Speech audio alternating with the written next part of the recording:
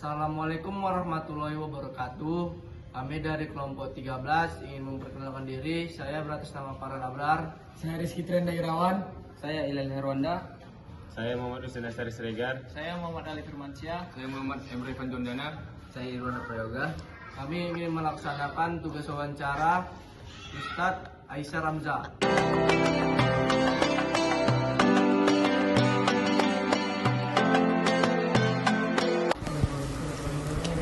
Assalamualaikum Pak.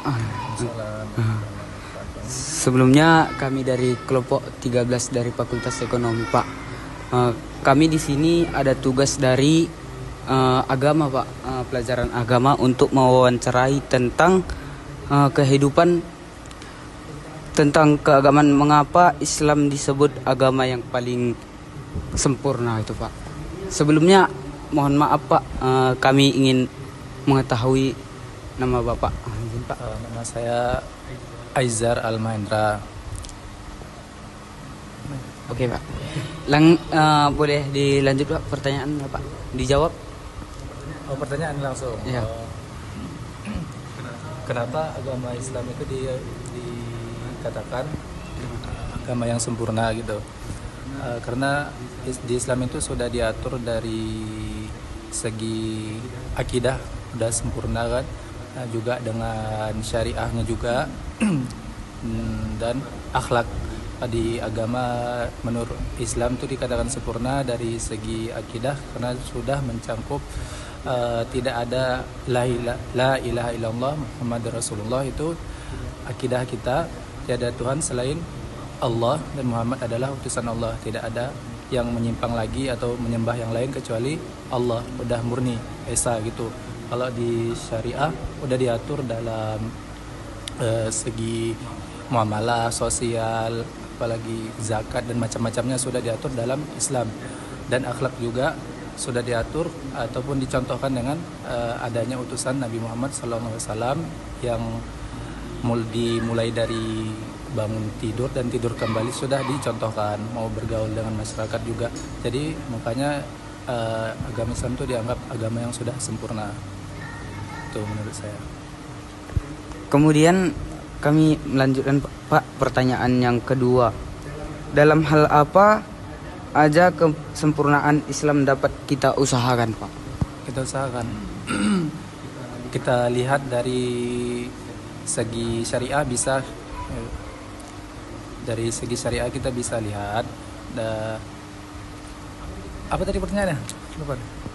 Dalam hal apa aja kesempurnaan Islam dapat kita usahakan? Tapi kan Islam tadi udah sempurna kan, jadi kita usahakan untuk mengamalkannya, misal di segi ibadah, misal di segi syariah ataupun di akhlak juga. Kita contoh di situ, misal dari mau makan ada tata caranya, mau ke kamar mandi ada tata caranya, bergaul dengan masyarakat yang lebih tua, lebih muda, ada contohnya, ada panutannya, ada tuntunannya yang udah dicontohkan dengan Nabi Muhammad SAW. Baik Pak. Kemudian pertanyaan yang ketiga, bagaimana cara Islam mengutarakan kehidupan manusia agar tetap saling seimbang antara dunia dan akhirat? Dalam Islam itu diibaratkan satu hari itu ada 24 jam.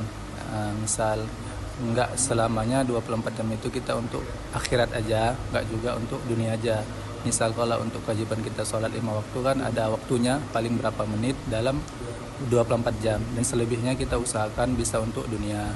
Dan sebaliknya juga kalau kita bekerja untuk dunia bisa kita niatkan untuk akhirat supaya dapat pahala dunia dan akhirat, begitu. Lanjut Pak, ini pertanyaan terakhir Pak. Apa pesan Bapak bagi generasi muda agar tetap mengamalkan ajaran Islam dengan baik tanpa merendahkan agama lain? Sebagusnya untuk generasi muda sekarang itu lebih giat lagi, lebih banyak belajar sungguh-sungguh tentang agamanya. Karena zaman sekarang dalam Islam itu banyak doktrin-doktrin ataupun pemikiran-pemikiran yang masuk ke generasi muda yang menghanguskan kadang jiwa kita sebagai Islam. Jadi kunci kita belajar yang baik dan mengamalkannya tanpa merendahkan agama lain, karena kita sudah udah lakum dinukum waliyadin, kan, agamaku untukku, agamanya untuknya, tanpa merendahkan ataupun menzolimi dan sebagainya. Jadi agama kita ya kita eratkan, kuatkan, kita jaga, kita perluas lagi, kita tanamkan lagi, kita amalkan dan sebagainya, tanpa menghancurkan ataupun mengusik agama yang lain. Oke, baik, terima kasih Pak. Mungkin demikianlah pertanyaan-pertanyaan dan wawancara kami dari kelompok 13. Saya berterima kasih dan teman-teman sekalian Pak. Sama-sama juga.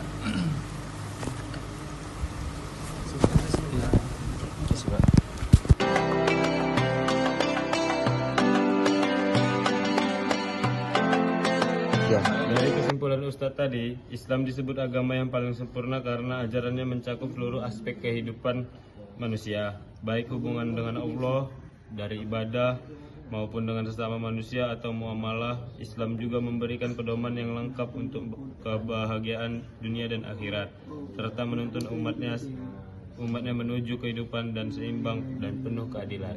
Teman-teman, dari penjelasan Ustaz tadi, saya akan memberikan kesimpulan tentang muamalah. Muamalah merupakan ajaran Islam yang mengatur hubungan antar manusia dalam hal sosial, ekonomi, dan kegiatan sehari-hari agar berjalan dengan adil dan sesuai syariat.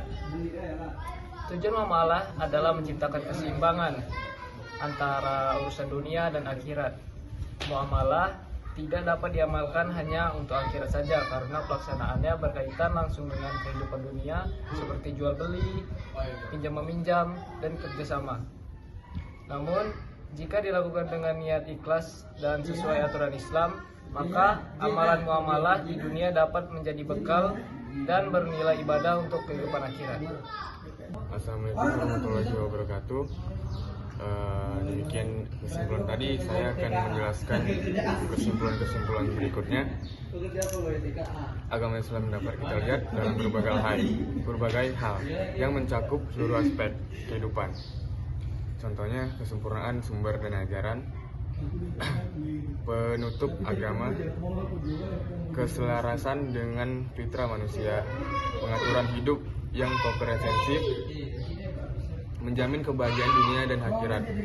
Dari kesimpulan ini kita bisa melihat karena ada aturan yang lengkap, seimbang, universal, dan abadi yang diturunkan oleh pencipta kita sendiri, yaitu Allah Subhanahu wa Ta'ala, sehingga paling mengetahui apa aja yang terbaik dan paling sempurna bagi ciptaannya.